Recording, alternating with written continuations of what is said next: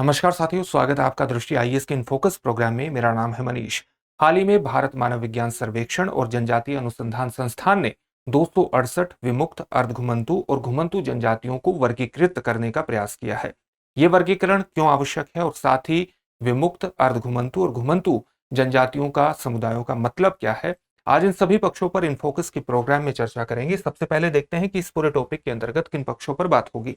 सबसे पहले हमें खबर को विस्तार से जानना है, इसके बाद हम देखेंगे कि विमुक्त जनजातियों का मतलब क्या होता है। साथ ही अर्धघुमंतु और घुमंतु जनजातियों का अंतर भी यहां पर जानने का प्रयास करेंगे। फिर देखेंगे कि किस प्रकार के इनके वर्गीकरण के प्रयास पूर्व में हो चुके हैं, कौन कौन से आयोग थे जिन्होंने ये प्रयास किए हैं। यहां पर कई आयोगों की बात करेंगे और फिर ये देखेंगे कि इनका वर्गीकरण क्यों आवश्यक है, इनका क्लासिफिकेशन की आवश्यकता क्यों है। अंत में आपके लिए एक अभ्यास प्रश्न होगा जिसका उत्तर आपको कमेंट बॉक्स में कमेंट करके देना होगा। ये जो पूरा विषय है यूपीएससी की मुख्य परीक्षा के सामान्य अध्ययन प्रश्न पत्र 2 से मुख्यतः जुड़ेगा, उसके सामाजिक न्याय जैसे खंडों से जोड़ करके आप इसे देख सकते हैं।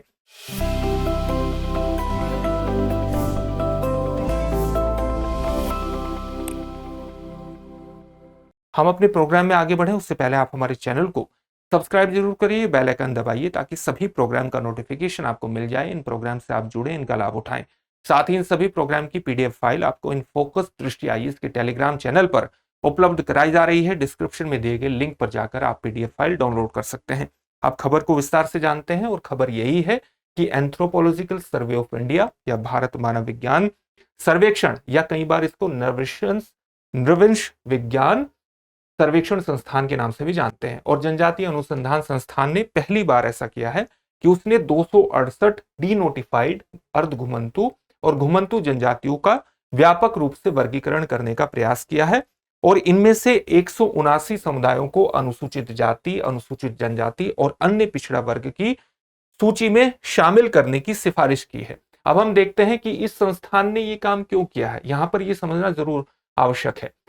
ये काम इस संस्थान ने इसलिए किया है क्योंकि प्रधानमंत्री कार्यालय यानी पीएमओ ने फरवरी 2019 में एक विशेष समिति का गठन किया था।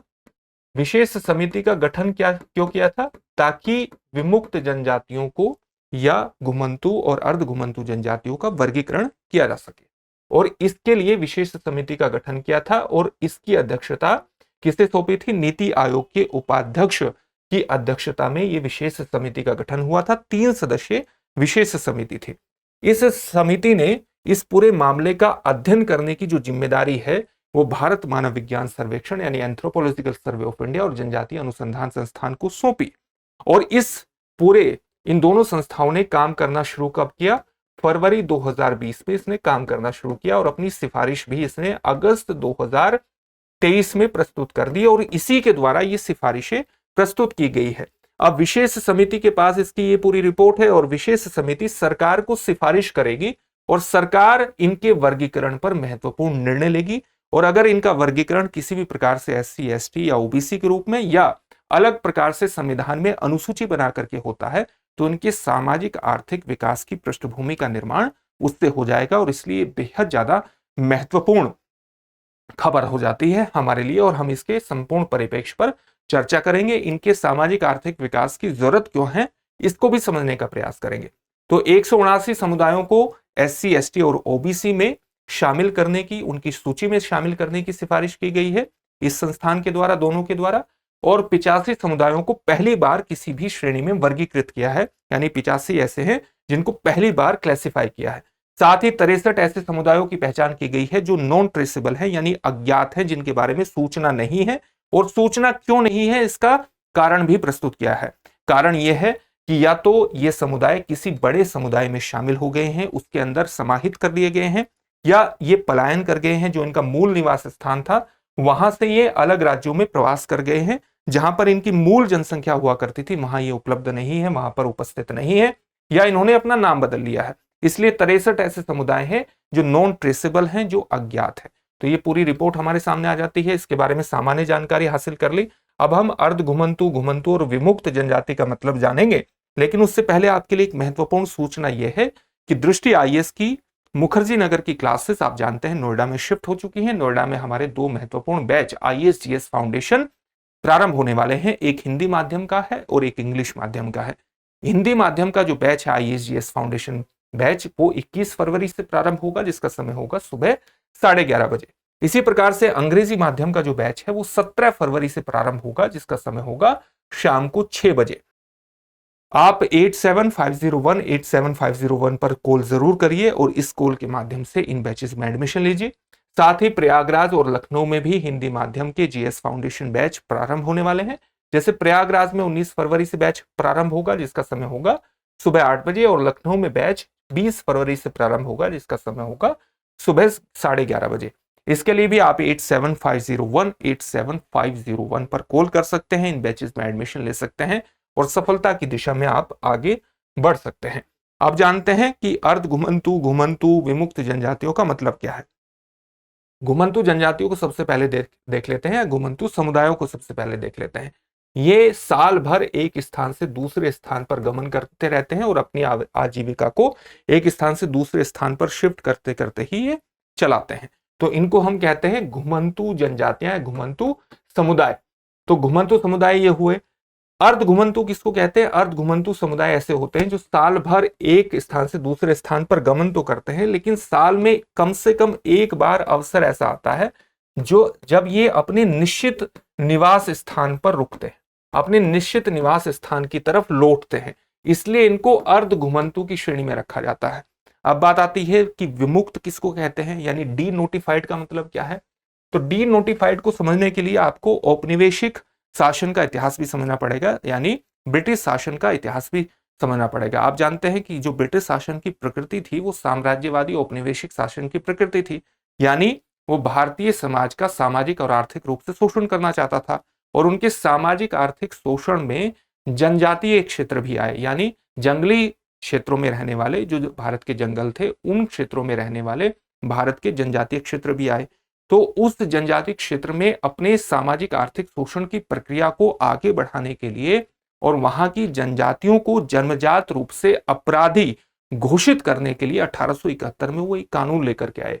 उस कानून का नाम था आपराधिक जनजाति अधिनियम 1871, जिसके माध्यम से उसने कुछ जनजातियों को जन्मजात अपराधी घोषित कर दिया। साथ ही आपको ये जो आपराधिक जनजाति अधिनियम 1871 है, कई जगहों पर 1871 की जगह 1924 भी लिखा मिलेगा। क्यों 1924 लिखा मिलेगा? इसका कारण यह है कि जो 1871 का अधिनियम है ये पूरी तरह से ब्रिटिश भारत में लागू जो हुआ वो 1924 में हुआ। साथ ही जब भारत आजाद हो गया 1947 में, तो भारत सरकार को यह आवश्यकता महसूस हुई कि जिन जनजातियों को, जिन समुदायों को जन्मजात अपराधी इस अधिनियम के माध्यम से घोषित किया गया है, उनको वापस इस श्रेणी से बाहर किया जाए, यानी डी नोटिफाइड किया जाए, उनको इस श्रेणी से विमुक्त किया जाए। इसलिए भारत सरकार ने इस अधिनियम को समाप्त करने की प्रक्रिया की शुरुआत 1949 में की और 1952 में एक अधिसूचना के माध्यम से उसने पूरी तरह से अपराधी कही जाने वाली जनजातियों और समुदायों को डी नोटिफाइड कर दिया, यानी विमुक्त कर दिया अपराध के टैग से। इसलिए ये समुदाय या जनजातियां क्या कहलाती है? विमुक्त जनजातियां कहलाती हैं। अब क्या हुआ कि ब्रिटिश शासन के दौरान इनको बहुत बड़े स्तर पर सामाजिक आर्थिक वंचना का शिकार होना पड़ा, और इसके लिए जरूरी था कि इनकी सामाजिक आर्थिक वंचना को दूर करने के लिए इनकी शिक्षा का या इनके आर्थिक विकास की पृष्ठभूमि का निर्माण किया जाए। लेकिन उसके लिए जरूरी था कि इनका क्लासिफिकेशन किया जाए। तो क्लासिफिकेशन करने के प्रयास तो हुए, लेकिन पूरी तरह से वर्गीकरण हो नहीं पाया, क्लासिफिकेशन हो नहीं पाया, और ये प्रयास अब तक चल रहे हैं। तो सबसे पहले देख लेते हैं कि सबसे पहले क्लासिफिकेशन के प्रयास कब किए गए थे। तो कई आयोगों ने ये प्रयास किया, और सबसे पहला आयोग जिसने इनका वर्गीकृत करने का प्रयास किया वो है काका कालेलकर आयोग, जिसको हम प्रथम पिछड़ा वर्ग आयोग के नाम से भी जानते हैं, और ये वर्ष 1955 का था। इसके बाद 1965 में लोकुर समिति ने भी यह प्रयास किया, मंडल आयोग ने 1980 में प्रयास किया, रेणके आयोग ने 2008 में प्रयास किया, और इसके बाद जो इदाते आयोग है जिसका वर्ष 2017 में गठन किया गया था, इसके द्वारा भी महत्वपूर्ण रूप से इनका वर्गीकरण करने का प्रयास किया, और इसने 2017 में एक महत्वपूर्ण रिपोर्ट प्रस्तुत की और 1200 से अधिक विमुक्त अर्धघुमंतु और घुमंतु जनजातियों की सूची सरकार के सामने प्रस्तुत कर दी, और यह भी बताया कि 267 समुदाय ऐसे थे इनमें जिनका कभी भी क्लासिफिकेशन या वर्गीकरण नहीं किया गया। तो ये रिपोर्ट महत्वपूर्ण होती है हमारे सामने। और साथ ही इदाते आयोग ने कहा कि सरकार को जल्द से जल्द ये वर्गीकरण की प्रक्रिया पूरी करनी चाहिए। इसीलिए सरकार ने फरवरी 2019 में नीति आयोग के उपाध्यक्ष की अध्यक्षता में एक विशेष समिति का गठन किया और जिस विशेष समिति ने इस पूरे कार्य को अंजाम देने के लिए, इस पर अध्ययन करने के लिए जिम्मेदारी सौंपी जनजातीय अनुसंधान संस्थान और किसको, भारत मानव विज्ञान सर्वेक्षण को। उसने ही इनको ऐसे 268 जो समुदाय हैं उनको वर्गीकरण करने का प्रयास किया है, जिसमें से 179 को यह कहा है कि इनको SC ST OBC में शामिल किया जाना चाहिए, जैसा कि अभी आपको बताया गया था। अब इसकी जो सिफारिशें हैं या इसकी जो रिपोर्ट है वो विशेष समिति के पास है। ये विशेष समिति फिर सरकार को सिफारिश करेगी और सरकार उस पर अपना महत्वपूर्ण निर्णय लेगी, जिसके आधार पर इनके सामाजिक आर्थिक विकास की पृष्ठभूमि का निर्माण होगा। और वर्गीकरण की आवश्यकता इसलिए है क्योंकि इनको ब्रिटिश शासन के दौरान और साथ ही भारत की आजादी के बाद क्योंकि इनका वर्गीकरण ठीक तरीके से नहीं हो पाया, तो इनको किसी भी समुदाय का जो आरक्षण प्रदान किया गया था तो ये वर्गीकरण हुआ ही नहीं। तो SC ST या OBC समुदाय को जो लाभ प्राप्त होते हैं इनको लाभ प्राप्त नहीं हुए हैं। तो एक समुदाय इनके हितों का संरक्षण करने वाला या इनके हितों को आगे बढ़ाने वाला एक समुदाय कह रहा है कि इनको SC ST OBC में आरक्षण प्रदान करना चाहिए, जबकि एक समुदाय इसका विरोध कर रहा है और उसका कहना है कि अलग से भारतीय संविधान में जिस प्रकार से 12 अनुसूची है उसी तरह से एक और अनुसूची बनाई जानी चाहिए, एक शेड्यूल बनाना चाहिए और इनके सामाजिक आर्थिक विकास को अलग प्रकार से सुनिश्चित करने का प्रयास भारत सरकार को करना चाहिए। जिस प्रकार से आप जानते हैं कि भारत के संविधान की अनुसूची 5 है और 6 है, ये जनजातीय क्षेत्रों के प्रशासन से जुड़ी हुई है। अनुसूची 6 में विशेष तौर से असम, मेघालय, त्रिपुरा और मिजोरम के जनजातीय क्षेत्रों के प्रशासन के बारे में अनुबंध किए गए हैं, प्रबंध किए गए हैं। इसी प्रकार से सिफारिश की गई है कि ये जो समुदाय हैं, विमुक्त, अर्धघुमंतु और घुमंतु जनजातियां हैं, इनके लिए एक अनुसूची बनाई जाए और उसके आधार पर इनके प्रशासन के लिए, इनको आगे बढ़ाने के लिए, इनकी सामाजिक आर्थिक स्थिति को ठीक करने के लिए एक पृष्ठभूमि का जो निर्माण है वो संवैधानिक रूप से अनुसूची में ही किया जाए। साथ ही ताकि इनके लिए अगर आरक्षण की व्यवस्था करनी हो या अन्य प्रकार की व्यवस्था करनी हो, उससे व्यापक जन लाभ इनको प्राप्त हो सके। एक जो दूसरे समुदाय की बात है वो उसका कहना था कि SC ST OBC में अगर शामिल कर दिया जाएगा तो जो उनको आरक्षण प्राप्त होता है उसके ही व्यापक लाभ सरकार की योजनाओं से मिल जाएंगे। तो दो तरह के व्यूज यहाँ पर भी हमारे सामने आते हैं। अब देखते हैं कि सरकार इस पर क्या निर्णय लेती है। अब आपके लिए एक अभ्यास प्रश्न है जिसका उत्तर आपको कॉमेंट बॉक्स में कॉमेंट करके जरूर देना है। अभ्यास प्रश्न क्या है? स्वतंत्रता के बाद सर्वप्रथम किस आयोग ने विमुक्त जनजातियों का वर्गीकरण करने का प्रयास किया था? ऑप्शन ए लोकुर आयोग, ऑप्शन बी काका कालेलकर आयोग, ऑप्शन सी मंडल आयोग या ऑप्शन डी इदाते आयोग। इस प्रश्न का उत्तर आप हमें कमेंट बॉक्स में कमेंट करके जरूर दीजिए। फिर से एक नए सेशन में आपसे मुलाकात होगी। धन्यवाद। डियर व्यूअर्स, अपने एग्जाम की तैयारी को और बेहतर करने के लिए हमारे चैनल को लाइक, शेयर और सब्सक्राइब करना न भूलें।